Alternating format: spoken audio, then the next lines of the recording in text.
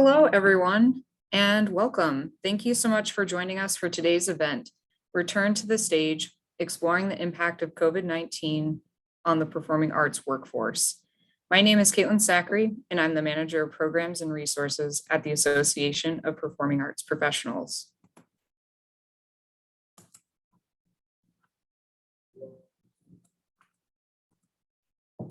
Closed captioning will appear automatically on your screen. If you would like to disable the chat transcript, please click More on the bottom of the Zoom window and hide subtitle as indicated on the slide. APAP is located in our nation's capital, Washington, D.C., on the ancestral lands of the Piscataway and the Anacostan people who have stewarded this land throughout the generations.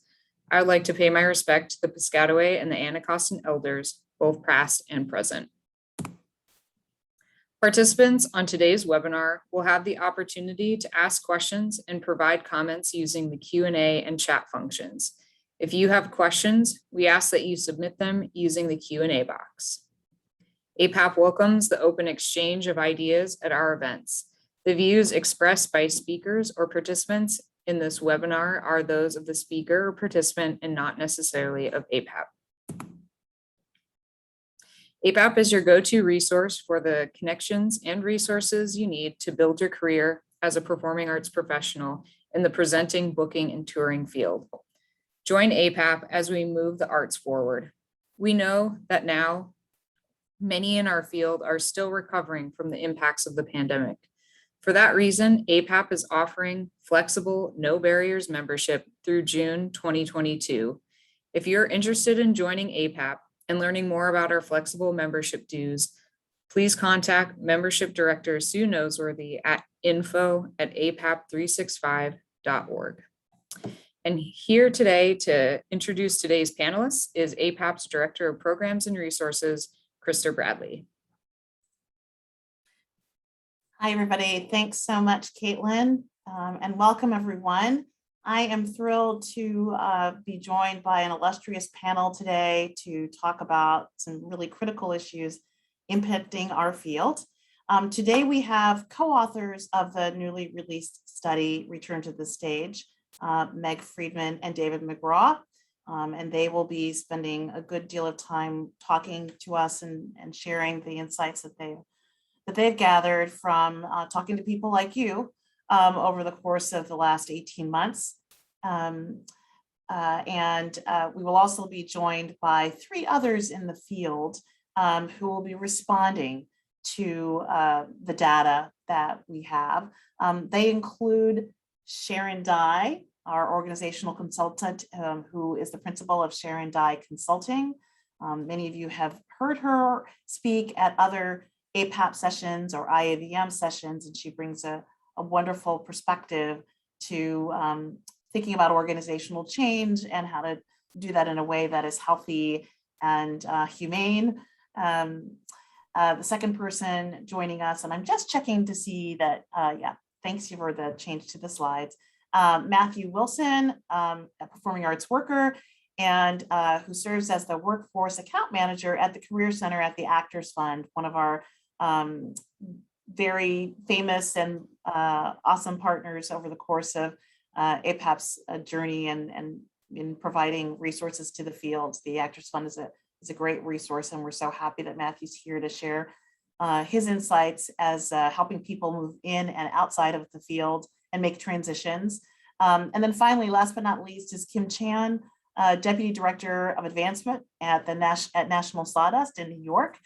Kim Chan has a long history in the arts field as a performing arts worker and leader, and she'll be sharing her perspective as a leader of an organization in New York that's worked through the pandemic, seen a lot of transition, and just seeing how that's impacted the organization and their workers. So we're so pleased to have this group with us. I want to share a little bit more information about why we thought this was an important conversation to have. We have been talking to many of you across the field about navigating through the pandemic, and we've been a lot of conversations and witnessed a lot of trepidation and transition in the field. And although we're in lots of conversations, we've been hearing anecdotally that there's something big happening in the performing arts. And it's about how we are, and as workers and people, shifting our values. The pandemic gave many of us an opportunity to see our role in the field differently, to think about the kinds of work that we were doing, what our values were. And we had a lot of shifting going on, whether we stayed in our jobs or whether we lost our jobs or whether we chose to leave our jobs. But what's clear is that the way that we view work and the way that we view our positions in work, they're evolving. And we think that it's important for us to name it. And it's important for us to spend time talking and thinking about it. Today's session will begin that discussion by highlighting some of the data that's been gathered that shines a light on the impacts of COVID on the workforce and how our experience with COVID has changed our priorities and our sensitivities. Together in this today's conversation, we'll not only hear more about the changes and what Meg and David found in their research, but we together as APAP and panelists want to ensure that we see you as our colleagues and in your own humanity, not just observing you as data, but in recognizing you in the fullness of yourselves and your aspirations, and realizing that we've all gone through some very challenging times. And we often talk about how we do the work and how we can do the work differently or better or more efficiently, or take different steps to approach the work. But we rarely talk about the people who do the work in how we are doing. And so this is an effort to begin that and to stay rooted in our humanity and in our evolution as a workforce and what it means for our future as sustainable, happy people, but also a sustainable and happy workforce with organizations that understand the importance of people in making the work happen.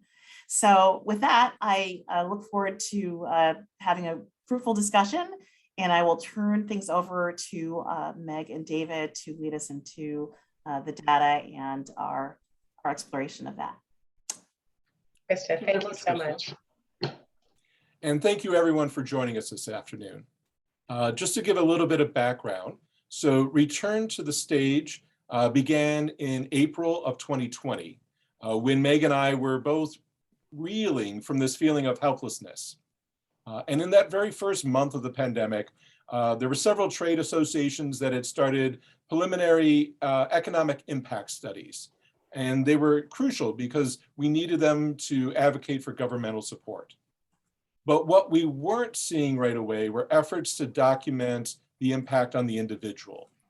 You know, it's not just a matter of income. So many of us actually define ourselves by the work that we do in the performing arts. And we feared that many people would start looking outside of the performing arts for work and not return. So we wanted to hear from people before they made a decision to leave the field. We conducted Return to the Stage in 3 short waves over a 1-year period. And we originally chose July and January because they represented times in the year when folks see their upcoming seasons, right? July for the summer season for tours, January for the bookings at APAP and regional meetings. Participation in the study was open to anyone who had worked or volunteered in the performing arts in the United States from March of 2019 through March of 2020. So anyone who had been working or volunteering just prior to the pandemic. You can read the rapid response reports for all 3 of these studies at our website, www.returntothestage.com. Since these reports are freely available, we are not going to use our time today to go through all those findings. We'd rather use it for discussion. But if you wanted to check out those reports, you can also see the demographics of the over 5,000 respondents. You can search by geography, years working in the field, age, race, gender, education, union affiliation. We also want to note that prior to the launch of the study, all the questions were submitted to an institutional review board at Elon University, since this involves research involving human subjects.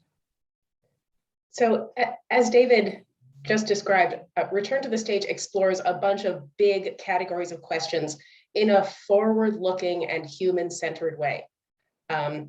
We chose not to probe the detailed losses of income or losses of performance, nights or booked dates, frankly, in the interest of minimizing trauma. Our questions focused on the human dimension, like how people are coping, why, how people are thriving. And our hypothesis was that this workforce is uniquely talented at thriving in uncertain, ambiguous circumstances. We decided to look at lived experience both over the long term and in the right now at those 3 points David described. So we'll start with a few snapshots of right now. And as we go, we'll invite our wonderful fellow panelists to chime in. And if we do this right, we'll have some time at the end for even more focused discussion. Over to you, David. All right. So the pandemic has been so devastating to the performing arts because it's disrupted so many facets of our lives. Most notably, it has fractured our channels of communication. It has broken an already precarious network of employment and financial opportunities, and has forced many of us, some of whom have built whole careers based on touring or migratory work, to move our base of operations. And here's just how widespread this interruption to the performing arts has been. 2/3 of respondents have had at least one major disruption between April 1st, 2020 and July 1st, 2021. 2 out of 3 performing arts workers. And even when, if any of these changes were welcome, like let's say moving because you were buying a house, it's still a major life disruption. And to put this into perspective, especially that first one about moving, pre-COVID, the national census for the years 2015 through 2019 showed that less than 15% of Americans moved each year. So we have more than doubled that rate during the pandemic. We also found in our study that people who moved are much more likely to say that they're going to leave the field in the next 5 years. So are folks that haven't heard from their past employers.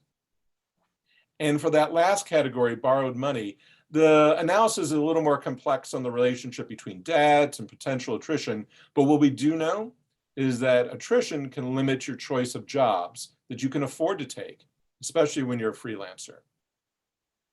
We also wanted to note that in terms of lived experiences, we found that BIPOC respondents were disproportionately likely to having moved in this period of time, at about 50% moving versus a little over a third, 36% for the full survey sample. May I make a comment on this, David, before we move Please. on? So when I see the percentage 66, let's face it, kind of just 2 numbers back to back. But 66% when you think about 100% just feels massive. Especially when I think about all the individuals that 66% represents. So initially my reaction to that is, let's just close the computer screen, go find your adult beverage of choice, enjoy, do what you can to make a good rest of your day. But once I get past that, what it says to me is one of the extremely important things that we need as human beings, being pack animals, is we need to always know. So constantly, when during the day, all the way through, whether you're aware of it or not, we need to know we're not alone. The threat factor goes way up when we think that we're alone, and then all kinds of neurological, biochemical things start happening that are not helpful. So if I look at the 66% from the backside of it, the other way, it says to me, there's a whole lot of people that have a whole lot of people.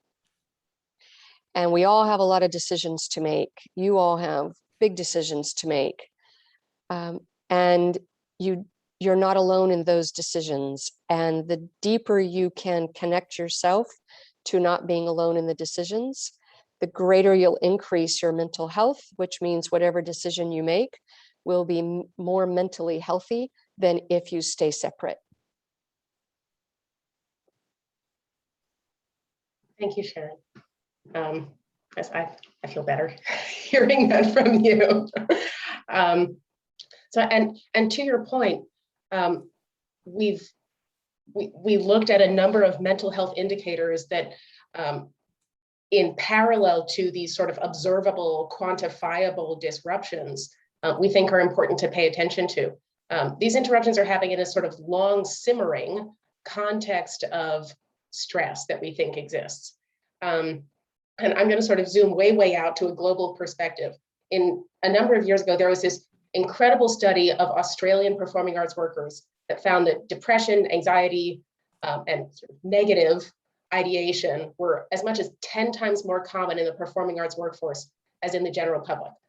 The study also found that this is not actually due to any predisposition toward being a crazy artist, but it's actually a result of the working conditions typical in many performing arts contexts: odd and long hours, inconsistent sleep, social isolation, etc. And all of these contribute to a mental health circumstance that quite possibly was underway long before COVID. So we don't have an exact parallel study in the US, but we can infer that from return to the stage data that the US performing arts workforce likely has similar patterns of stress. And as former stage managers, David and I have both had personal experiences helping colleagues, even buffering colleagues in the midst of really serious mental health events in their lives. We also recognize that we are not, in fact, qualified mental health professionals. So we found a set of 4 questions written by professionals that help us compare the performing arts workforce with a national sample. We used 4 questions from the Household Pulse survey. This is a 20-minute online survey that the Census Bureau and 16 other federal agencies created to track social and economic experiences nationwide during the pandemic. The questions touch on mental health, but they also touch on education, teleworking, housing, and a ton of other things. So the questions we picked out probe how frequently over the previous week respondents have felt anxious, experienced uncontrollable worrying, had a loss of interest or pleasure in doing things, or felt a sense of hopelessness or depression. So to guarantee a real apples to apples comparison, we use Household Pulse data sets for the exact same weeks as when our surveys were open. And a pattern has emerged. So this is a super busy slide, and there will not be a quiz. But basically, this compares the performing arts workforce to the general population for each question and for each of the 3 waves: July 2020, January 21, and July 21. So what you see is the percentage of respondents who said they had these experiences with any frequency over the previous week. What we can see from this data is that performing arts workers have felt disproportionately frequent distress relative to the general population. But rather than read the whole slide to you, I'll pause here for a moment with the observation that if you have felt persistent worry or hopelessness, or felt yourself unable to take pleasure in doing things that perhaps you would normally do, you are quite overwhelmingly not alone.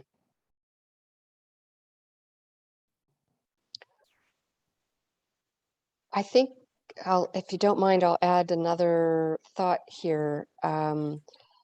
The first grouping there, the little interest or pleasure in doing things, if you can just take that one and make it a bit standalone, as you read the others, the feeling down, depressed, or hopeless, not being able to stop or control worrying, feeling nervous, anxious, or on edge, those last 3 are trailing indicators of the presence of the first.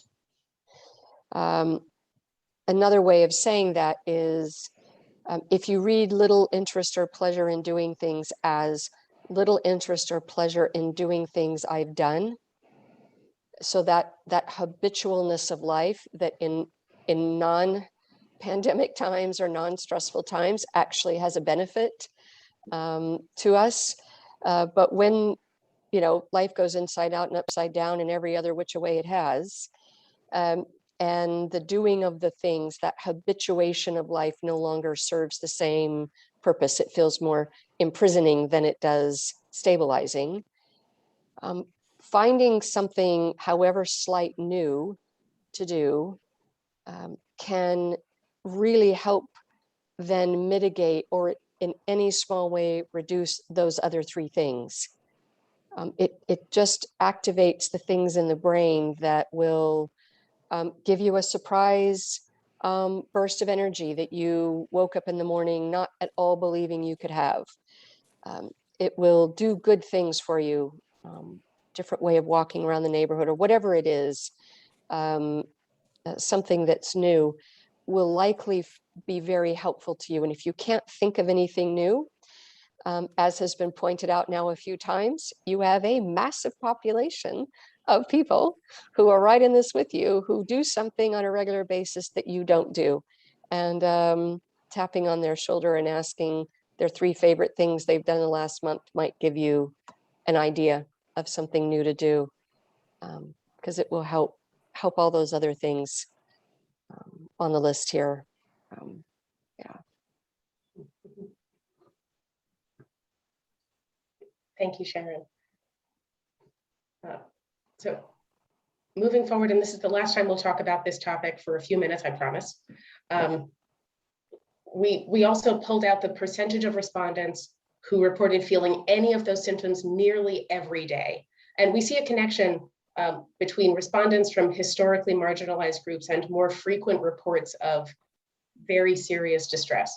On the right half of the chart, we broke it down by broad occupation groups. And there's a noticeable variation in that set of categories. I think David is about to drop. I am pasting it in pieces here. Oh, thank you. David will share in the chat how we defined these specific occupation groups, because they are large and likely to be imperfect. But what we have noticed is that early in the pandemic, the pattern of distress somewhat resembles the patterns of unemployment in the performing arts, with performers and technicians who work in building and fabrication settings reporting the most persistent stress.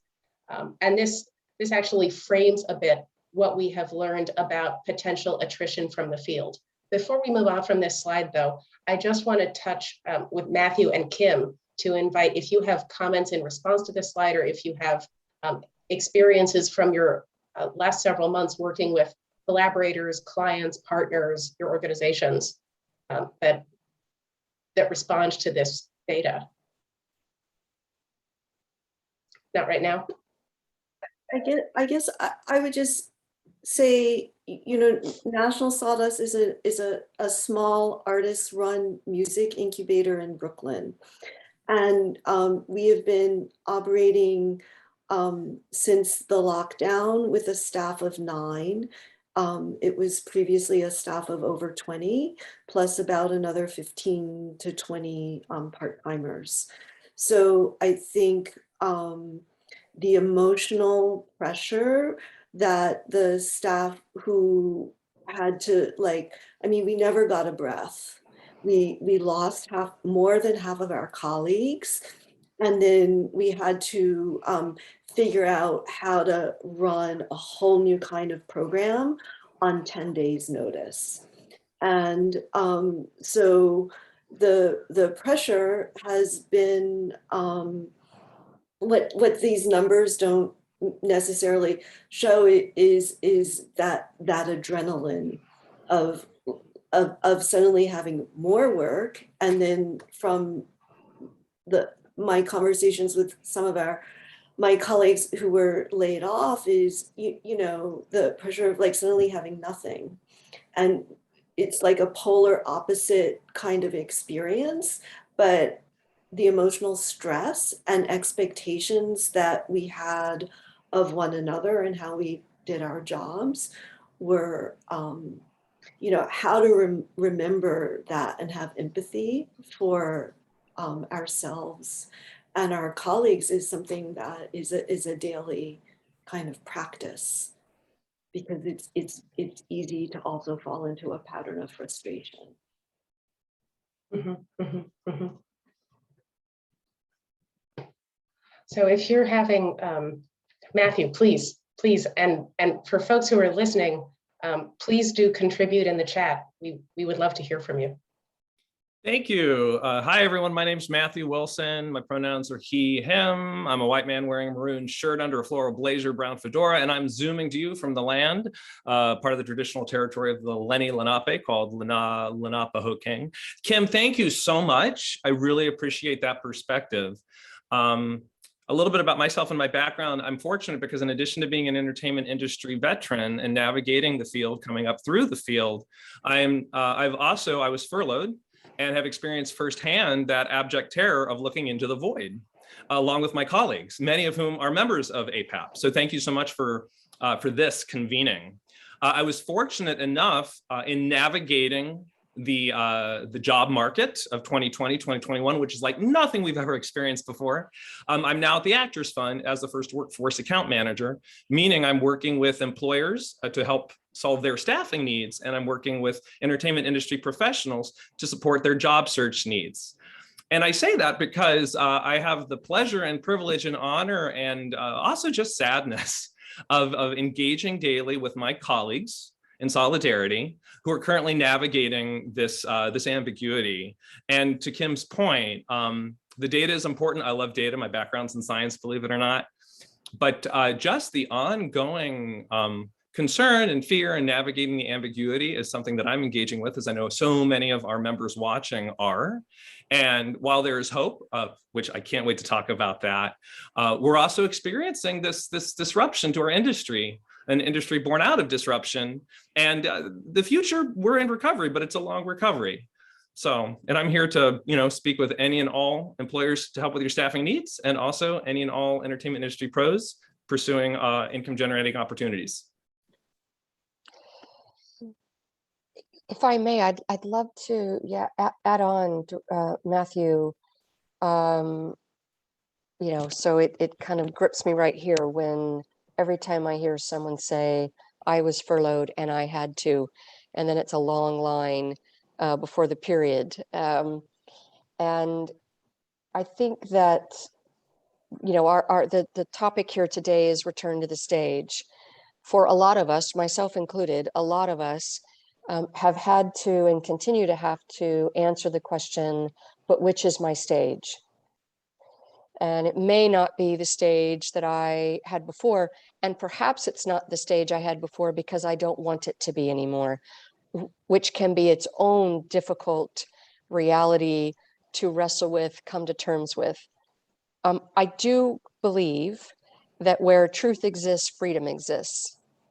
So if you can look into that dark night of the soul of where's my stage, and find your answer, please don't try and do that alone. Think village. But if you can do that and have the truths along the way that will come to you, and they will, which might be, I loved that for 40 years or 40 minutes or 3 years or whatever it was. And I just have to admit, I don't anymore. And it's scary to do that because you don't always know then what's next. But where truth exists, freedom exists. And it's amazing what you will find happens in you when you face that truth that you've been avoiding, all the things that open up and the new thoughts or new ideas. It's not often the 1,000-watt light bulb. Sometimes it's the 25-watt light bulb, but it's a bit more light, and then a bit more light, and a bit more light. And it helps yourself tremendously to first answer the question, what stage do I want to return to?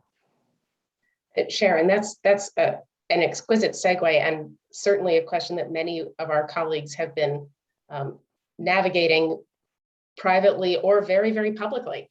And we'll offer some data to frame the thinking about that. This is not intended to be predictive so much as reflective. Yeah, and I'll kick it to David to describe how we approached asking about folks considering what stage they hope or plan to return to. Right. So if we're thinking of moving forward, for some people that may, as Sharon said, be moving on. And so we asked in all three of the waves, the July 2020, right as things were, really hit, the January 2021 and the July of 2021, we asked the question, how likely are you to leave the performing arts within the next 5 years? And as you can see, although the likelihood of attrition has now leveled off from January to July, it's still 3 times what people were feeling prior to COVID. And we do have to note here that we were asking that pre-COVID question actually in July 2020. So trying to remember what your likelihood was at that point in time. We do also want to note, though, that likely attrition is higher among 3 categories of respondents. First one being historically marginalized groups, especially those defined by race or gender identity. Also, people who earned 75% or more of their income from the performing arts pre-COVID. And lastly, people who have reported higher levels of worry and distress over the past 12 months. Then as we move forward to this chart, the full report will analyze the attrition rate by gender and occupation categories, recent moves, and so on. This slide itself breaks down the likely attrition rate by which survey participants identified as Black, Indigenous, or people of color, or BIPOC, which is a term that we recognize provides an incomplete view of racial and ethnic identities. Within each of the 3 groupings, you'll see that small black column on the left, which is what people are feeling their likelihood of leaving pre-COVID, about 10% for everyone. And then you can see the overall likelihood dropped and is now steady for the full survey sample. The likelihood for white respondents is continuing to drop, but that middle group shows that it's actually an increasing percentage of BIPOC respondents reporting being likely to leave the performing arts. At this point, we want to offer delicately and respectfully that we're reporting what we've heard. It's not our intention to speak for. We have just enough data to speak about.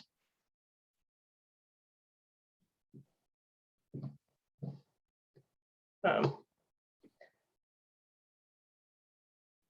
we also appreciate folks are posting in chat some of their experiences at this point.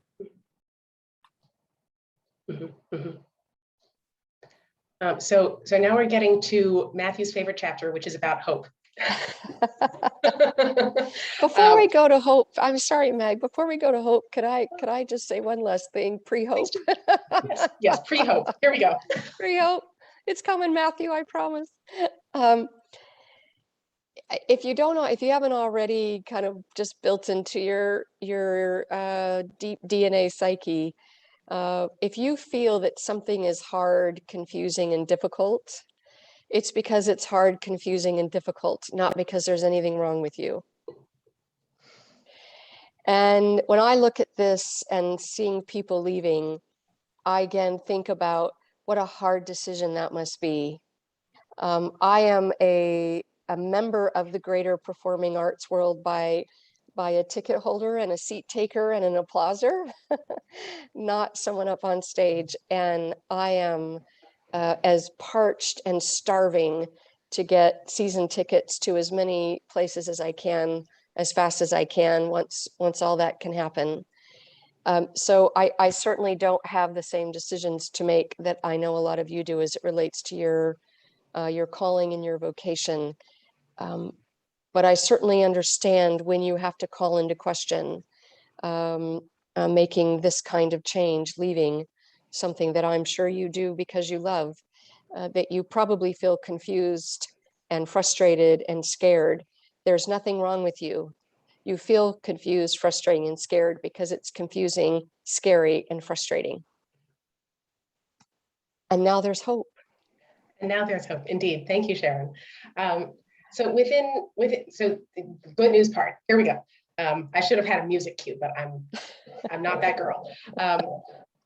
So So anecdotally, we know and we trust that this, the performing arts workforce is dynamic and adaptive. We are skilled at switching gears, or I'll put a nickel in the jar later, pivoting. The data confirms this first by showing that we're a field of generalists. Now, what we mean by that is we do lots of different jobs, often very, very well. Very few people in this field are exclusively riggers or exclusively grant writers for their entire working life. In fact, a significant majority of the people we heard from have 2 or more unique occupations in the performing arts. And that capacity to switch from job to job is a huge asset. And it's my opinion that we should celebrate it very loudly and very often. The adaptiveness of performing arts workers is also visible in the coping strategies that we heard about over this last year of the study. So we developed a set of 8 unique coping strategies. These are how we defined them. They are not comprehensive and they're probably not perfect. We attempted to capture a wide enough range of activities that it would be meaningful without overwhelming people with some huge, horrible question with too many boxes to check. And sort of wonderfully, we haven't had a lot of pushback, which suggests that this bunch of coping strategies is pretty good. I'm not going to say it's perfect, it's pretty good. And what we heard over the 3 waves is that the mix of coping strategies across the whole workforce is pretty consistent. A majority of people at each point in the study leaned into the social stuff, leaned into physical coping strategies like training. Maybe you had an ironing board in your living room and you were continuing to condition yourself for your dance work. Maybe you set up a closet to be a vocal studio. There's a lot to be plumbed here for sure. What's really interesting is that the unique number of strategies people report using has gone down a lot. In the early days of COVID, almost 2/3 of folks we heard from were using 4 or more different strategies. And a year later, less than half are using that many. This suggests to us that you, our colleagues, have quickly gone through a process of figuring out what works, putting a lot of things in the test kitchen, and digging into the stuff that really helps. So we're iterators and innovators. It's not materially different from how we discover what works or doesn't in rehearsal and celebrate something great and then decide it doesn't work for us and put it to the side. We also asked why people use particular coping strategies, and another interesting pattern came out of that. Well over 1/3 of respondents say they're using specific coping strategies because it will help the performing arts. And this data has a lot underneath it. People who believe they're helping the field are also more likely to say they'll stay in it, have a sense of power or agency, perhaps. They're also less likely to report frequent negative mental health experiences, a sense of contributing, control. There's a lot in here for workers and organizations alike to take pride in. That, for example, unlike the medical field and unlike the public education field, which have continuing education mandates, like you can't keep teaching 5th grade if you don't do your CEUs. In the performing arts, there isn't anything totally formal and written down saying that you have to do things that contribute to the field. You have to keep working. It's good to keep working. But you don't have to keep going to class necessarily. So folks over the last 18 months have taken it on themselves, sometimes unemployed, to contribute positively to the field and keep learning and keep training. And that's really important for us to keep in mind. And actually, if I can take off my researcher hat and talk just as a performing arts worker and also as an educator, Meg just mentioned that idea of generalists versus specialists. And I have to say that's one thing that worries me just as an individual, again, kind of not being part of this research project.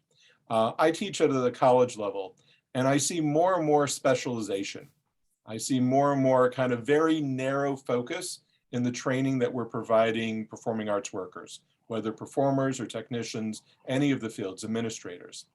And yet what we're finding is that the folks in the study, we found the folks that were able to pivot and adapt are the ones that have more of those hyphenate careers, right? That have those abilities, who have already found ways to navigate through multiple channels. And so I would just say to other educators out there, I think we need to examine some of these training programs of, are we providing something that can adapt to a pandemic world, that can adapt to the future instead of just to today? That is my soapbox moment. I guess I would just want to build on that as a manager at a small arts organization. And as you know, I've worked in the arts my entire career. To say that I also think part of the hope that I have for the future is that coming out of this shared experience, we can figure out how to build opportunities for our staff and the artists we work with and the freelancers we work with into some of these, like, what is an employer's responsibility to provide access to some of these coping skills or opportunities? How do we help build that? And if you look at, like, there's here, at least in New York, with the Arts Workers Alliance and the Music Workers Alliance, there's a lot of discussion going on about how a lot of things happen in our field when A, they're funded, but B, a lot of the work of making those funded realities happen also falls on freelancers who in this pandemic were among the first ones to be economically devastated.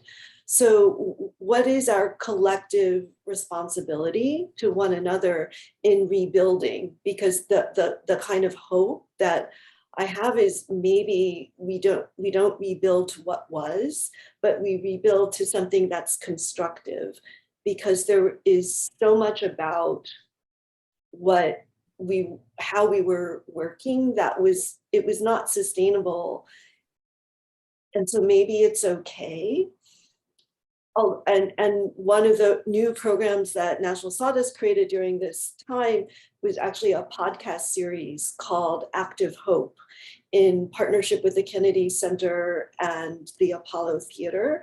And it's a discussion across sectors between 3 different artist leaders, sort of engaging, not just in the work of leading their organizations, but also in engaging with this world, and what are our interactions, and what is the unique perspective that we as artists and arts workers bring to the rebuilding of our field. And I'll just close by saying that one of the things that I learned in some of the anti-racism volunteer work that I did during the pandemic with people who were not from the arts is, I would just want to reinforce the finding that we have a lot of skills. Like, sometimes I think, oh, I've spent my whole life in the arts. How much of it is transferable? Well, what I learned is that a lot of it is transferable, and that with the kind of work that I was doing, that if there were more people with the kinds of skill sets that I have encountered in my daily life in the arts, like, we could turn things around, right? And like at Culture at 3, I think someone said, if they had the stage managers in charge of the vaccine rollout, we would all be vaccinated by now. So that my perspective as a manager, I wanted to share. I think that's amazing. And again, I think community, if you can't figure out how your skills are transferable, run to Kim or someone, because at least one of the messages I'm hearing through all of this is not one single person involved in this webinar or those who might see it later. You're not alone.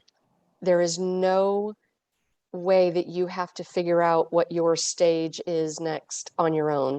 And I would proffer to you that you actually can't, or you wouldn't probably figure out as good a one. Bad grammar, but I'll let the English professor sort that out.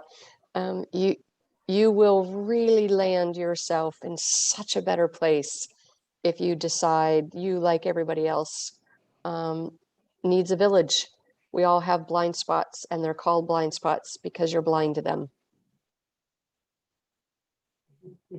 Speaking of the village and this notion of community, I love that Sharon brought that up. And Kim, I really value your introduction to this notion of the future of work and the future of hope. As they say in High School Musical, we are all in this together. And I'd like to speak specifically to, I guess, a framework that I've really been using and utilizing in my conversations with entertainment industry professionals. Pre-2020, there's this pervasive attitude in our industry, are you in or are you out, right? You're either in or you're out, or you need something to support this.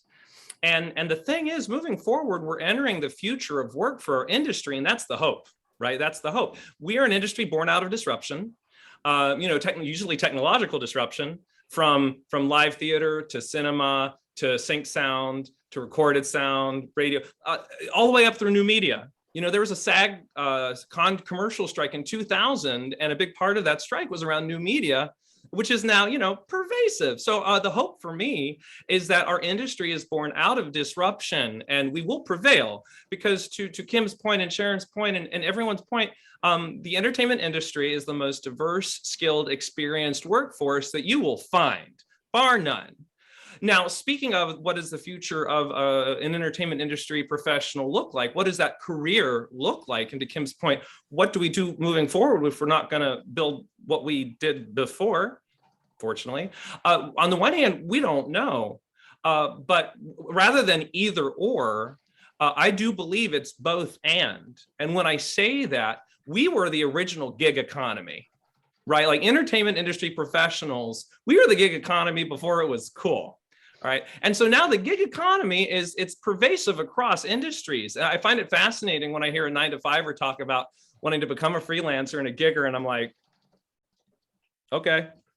And the reason I say that is, heck, even C-level roles in some companies are part-time. They're called fractional, right? Like the gig economy is here to stay, and we've navigated it in our entire careers. And so there is hope there.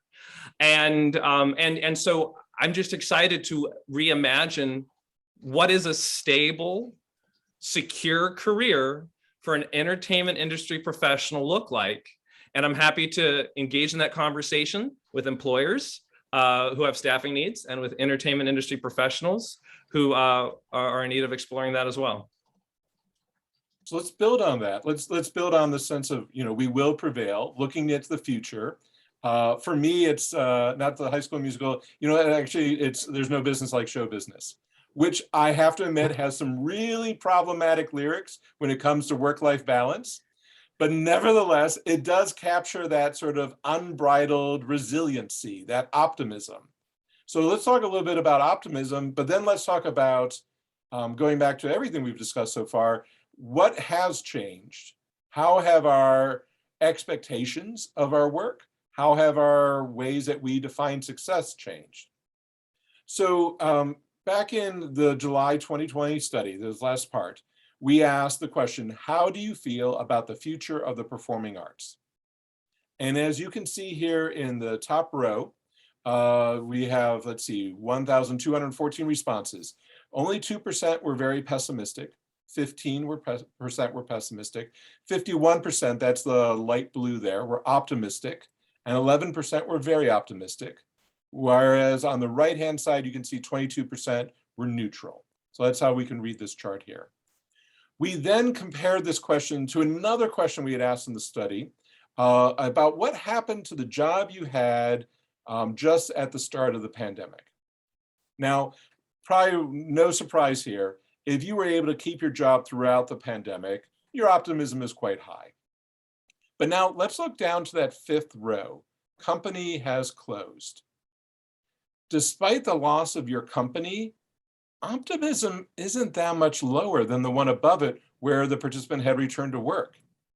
Where we do see a drop off in optimism are actually those final three rows.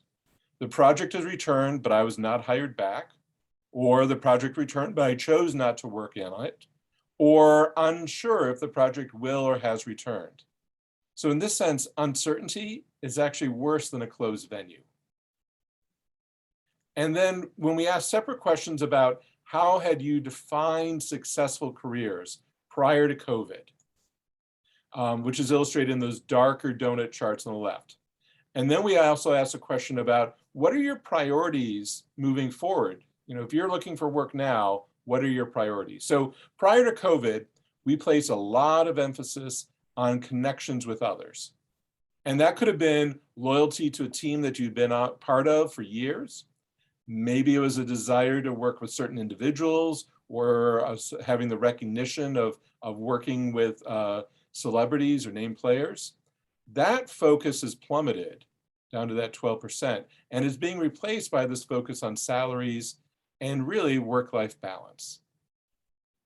Are we seeing this? I mean, this is what, the data pulled together would show. Are we seeing this in everyday life though? I think the discussions that we're having at National Sawdust and that I'm having with my colleagues who I've known for years in the field is that the ability to have your job at a living wage is something that cannot be underestimated. And as a field of pragmatists, for better or for worse, we know we need to staff up, but we don't want to just staff up at low wages, which means we have to fundraise more. And that if we can't reach our fundraising goals and restore the pay cuts of everyone who took a pay cut and bring back new staff at higher, at also at a living wage, then we can't reopen on the timeline that everyone else is talking about reopening. And and how long can you stay closed and still raise money? So there's a kind of a very delicate equilibrium that we're trying to understand. But the priorities that are on that slide are ones that we are using it as a guide in how we think about when are we restaffing and what is it going to take? And we don't have answers. So one of the things that we decided when we weren't sure we were going to make it through the summer of 2020, when we first locked down, was that we would make plans on a 3-month rolling basis. And so now I'm very comfortable 3-month rolling basis. Like that's a far out for me. But then like now we have to switch into like, how much money can we raise? How much money do we need to raise in order to staff up by November, right? And that I'm like, I can't believe I got so used to not having a plan, and now we have to have a plan. So I would say that these are things that are informing our experience as in trying to rebuild. Yeah. Another thought I have as I look at this slide, and I know work-life balance is thankfully a bigger part of conversation, even if it's the conversation of one or within family, and then certainly within the organizations that I interact with.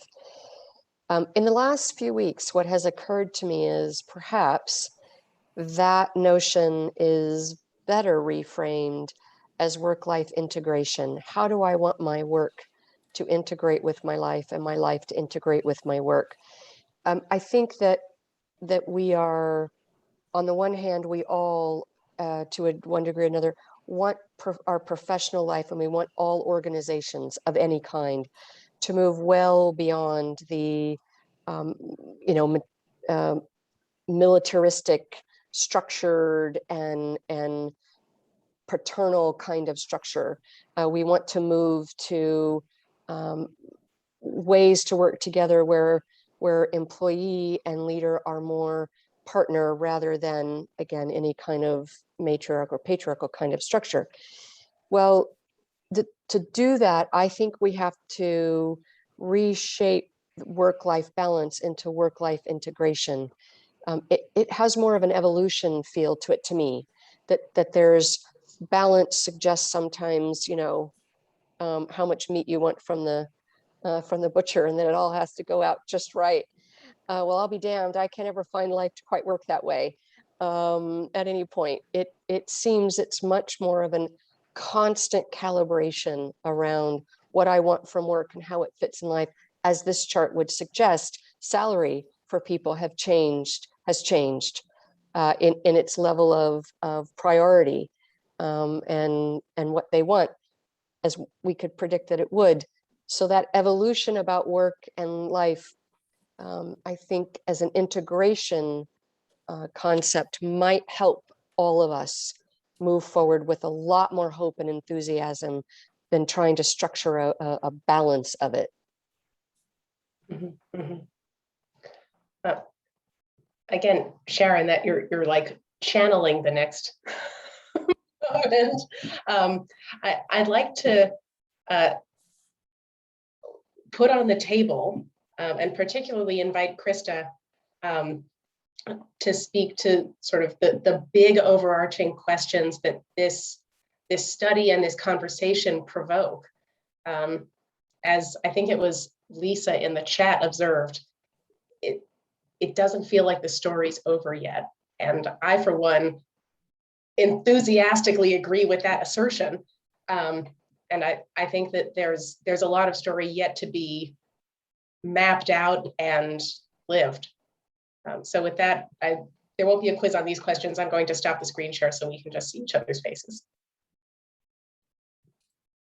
Thanks, Meg. Wow, this is a really great discussion. And I agree that there's more to the story. And I think that we are the main characters in it and responsible for writing it for the future. I appreciate the hopefulness that we have and that our colleagues have about the future.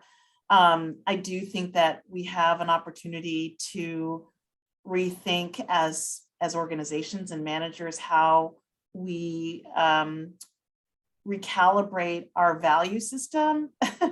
And I think it was Kim that mentioned, just talking about how, there was no pause. We've continued to work really, really hard with fewer resources.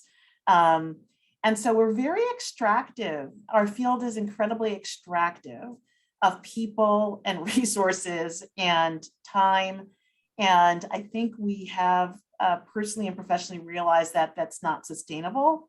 And so we could model, the ways that we change in ways that we probably need to change as a planet and be more sustainable and what's the word? It's not extractive. It's the opposite, and I can't remember what the climate change word is, but we need renewable resources. We need to invest in renewables, and we need to be able to recharge, our field, and that means, giving people the resources, the time, the money, the support that they need to be able to balance. So I feel like, one of the reasons that we wanted to have this discussion is because this is the beginning of a conversation and maybe, a movement for our field and how we need to reimagine the way that we work and our relationships to each other as organizations and colleagues that help facilitate and make the work happen. And to that end, APAP and our colleagues are looking at how we can do that. What does it mean in terms of trying to recalibrate our salaries across the field? What does it mean to think about a more balanced work-life integration? Does that mean that we have more people that share the load? I don't know. But we're hoping that, in December and January leading up to conference, we can have more roundtable discussions with people that have taken steps to already imagine some new ways to work and also find new ways to get new people into the field. This is a great opportunity to invest in people from a different field to bring into our field. And it's a great opportunity to diversify the field. Matthew, I know that we are diverse, but we're not as diverse as many of us would like. I am so saddened by that BIPOC data point. I'm not surprised by the data point, but there are certain privileges and resources that others have that maybe people of color who want to be in this field but have pursued something else because they couldn't afford an internship because it doesn't pay, or, they haven't gone to, pursued a degree of higher learning because they needed to work, or some other reason, or they never saw people that looked like them in a position of leadership. So I also think this is a great opportunity for us to get the next wave of folks in positions of at the ground floor, but also of leadership. And I know we're hoping to feature some other programs that are doing that, including our friends at Roundabout Theater that I know have a wonderful program with the mayor's office that's trying to identify new people, particularly people of color working in the field. So stay tuned for that, because we'd like to highlight that and some other people in the field that are doing some wonderful work. So I'll leave it at that.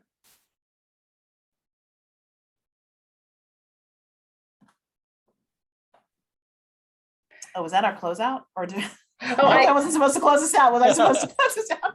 I don't think it's time for closing out, because as you've observed, this conversation is likely to absorb months, not an afternoon. But I actually wanted to return to something that Kim brought up earlier that I scrawled on my illegible notepad. So I think the word is adrenaline.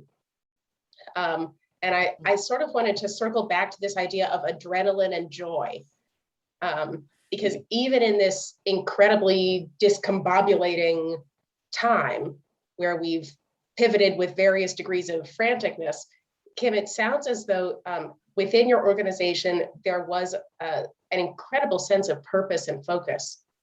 And I'd love to hear you talk for a couple of minutes to tease out perhaps some of the positive outcomes related to that. I think I would just say that I'm really, really lucky to have a group of colleagues who, in spite of everything, would never give up their hope in art and their understanding of the transformative power of what the arts can be, both on ourselves as individuals, but in a larger civic sense. And I think it just also that kind of DIY kind of attitude that comes from being at a small artist-run space is, something that is instinctive. I guess the song that I would quote from is not High School Musical, but The Bad Brains Positive Mental Attitude. And that's what got us through. Wonderful, thank you. If I may just add a thank you from a venue goer, again, not a performer. I am and will always be profoundly grateful to everyone that works in the arts in any way.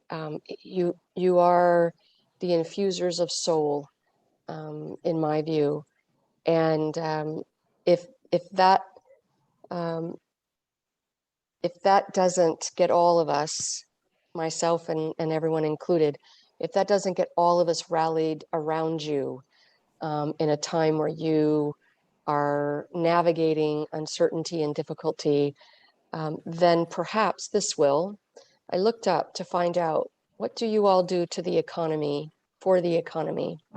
The US Bureau of Economic Analysis said, arts and cultural economic activity accounted for 4.3%, or $919.7 billion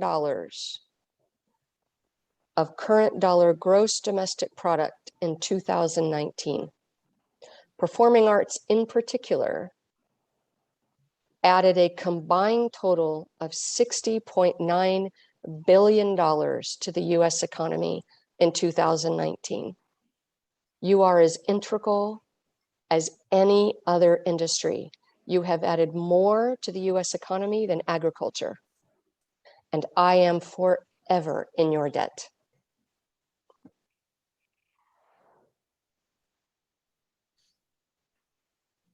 So we hope that some of the takeaways today for everyone who's joining us on the Zoom call or on Facebook as they're watching is that, one, you are not alone. And also, we're not over this. Even as we open individual doors of individual venues, we are not through the recovery, and the recovery will take quite some time.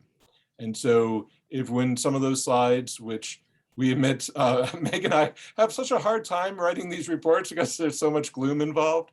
But as we look at the levels of distress, to know that, again, you're not alone in feeling that. And even if you have returned to work, even if you have not lost your primary job, please do not feel like a survivor guilt, because the whole industry has just been so disrupted. And this level of uncertainty, we've all, accepted that if we work in the performing arts, there is that level of risk, and maybe we've developed that sort of tolerance for it, but this changed everything. And so as much as you can kind of see yourself in some of the numbers and know that you're not alone in that. And at the same time, I mean, again, just that level of optimism, just the fact that, even when we lose work, even when everything is, seems to be low, people are like, well, there's tomorrow. And so to find what tomorrow will bring for you. And, whether that's in the performing arts, I hope, but if it's not, if there's a healthy path that's elsewhere, what I tell my students, because I do teach, is that, you are always an artist. Your job today might not be paying as an artist, but that's your identity. That's within your soul. So for those that their path may take them outside the performing arts for a period of time, I look forward to when you can return.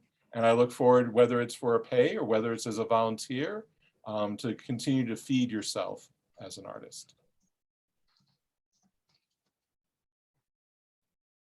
David and Meg, as we think about the future and as we're coming up to our close, I would love to put out a call to those here attending and to ask what you'd like to see next in terms of next steps or next conversations or next inquiries that we should be posing as a field as we look at and eye our march to conference and post conference, the January APAP NYC conference. Wondering what kinds of conversations you'd like to see happen as a result of this provocative opener. And put it in your chat. You can send me an email at kbradley@apap365.org. But I didn't want to leave without asking that question and seeing if folks among us might have some thoughts and ideas about that, or if any of our panelists, want to put something out there for our next steps as a field.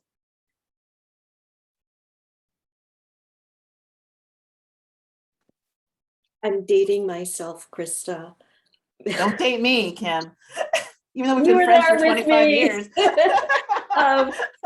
I just want to do a shout out, and that as we reimagine our field, to never forget the importance and the value of the independent cultural workers and the artists, managers, and agents, who are the ones who have trained most of us who came up through the presenting organization ranks.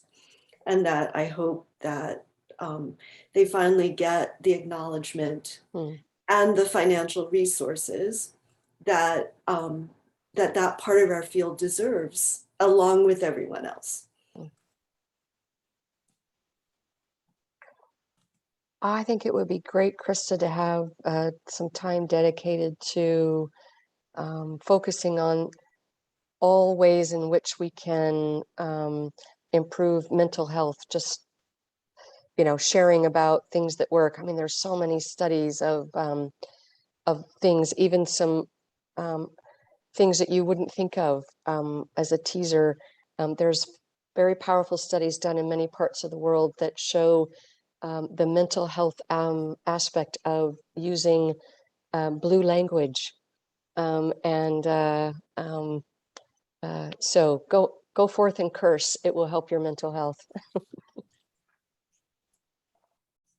Great. I think the mental health piece, oops, can you hear me? Yeah. Okay. Mental health piece is huge, and also just navigating change. We are not getting back to anything. We are going forward to, as we have the last 18 months into the unknown and trying to navigate and improvise and innovate. So, having the resources to help us do that, because it's really hard work and it's really tiring work. Just thinking about ways that we can do that and stay resilient, I think would also be helpful. And I would challenge, our colleagues to come together, and we'll provide forums to do that, to really dig deep about ways that we can restructure and, advocate for actually more resources to our industry. We did a very good job with SVOG, Save Our Stages, albeit the path was hard and arduous, but we did it, and we did it incredibly well. And it's a really good platform for seeing how we can advocate for ourselves and the contributions that we make. So I will just put that out there. Any final words? Krista, thank you so much for inviting us to begin this incredibly important and exciting conversation. And well done, APAP, for picking up the flag and marching forward on this very murky, shadowy path that we need to go down. Well, thank you. Thank you both, David and Meg, for your incredible work. Thanks to this amazing panel, Kim, Matthew, and Sharon. You've been wonderful, insightful, and inspirational voices and examples of our field and advocates for our field. So thank you. We thank all of you who joined us. The recording will be available on our website soon. Please look out for upcoming events on apap365.org. And we hope you have a wonderful afternoon. Have a great day, everybody. Goodbye, everyone. Thank you. Thank you. Thanks. Bye. Thank you.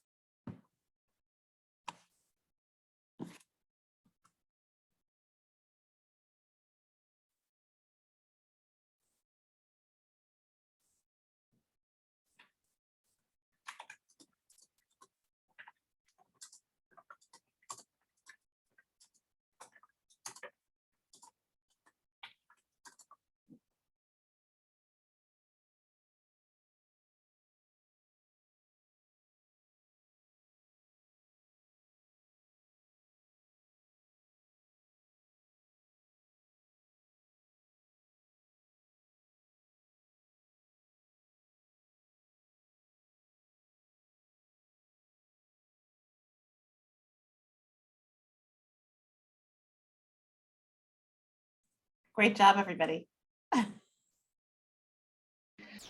Thank you, Krista. Thank you. We'll be in touch. All right. I'm not sure how to end this. Yeah, Everybody's still on. Thanks, Facebook.